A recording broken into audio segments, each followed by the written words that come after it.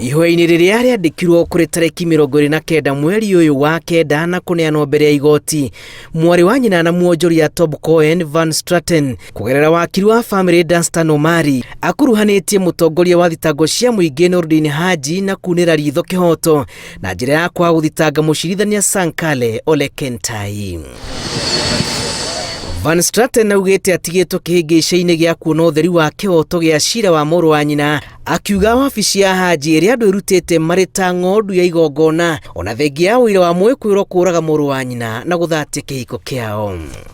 The forensic analysis done by the DCI Kinoti's people is the same basis that the DPP has put to charge Sarah Wairimo and Karanja.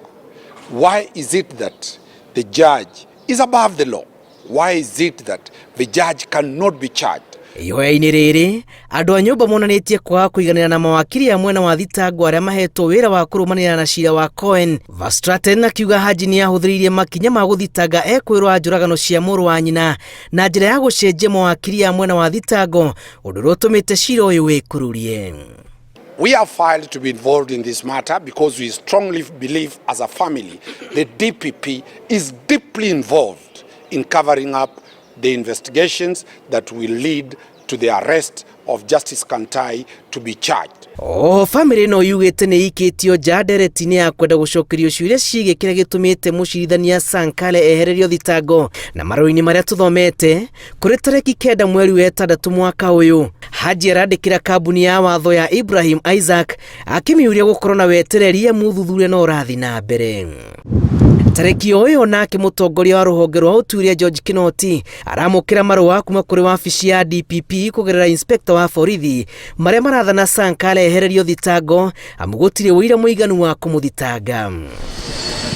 Ihoya rĩa mwarĩ wa nyina na Cohen oho nĩrĩkĩrĩire nganja itu rĩa mũcirithania Anthony Mũrũima rĩa mũthenya wa mwambĩrĩrio rĩrĩa rĩarutĩire mũkana wa wabici ya DCI gũikia ngono Sankale thengia ya rũtha rwa mũtongoria wa thitango. So the questions the family is raising, how safe are foreigners who are very few in this country if the law is being applied in a manner that you cannot charge certain people?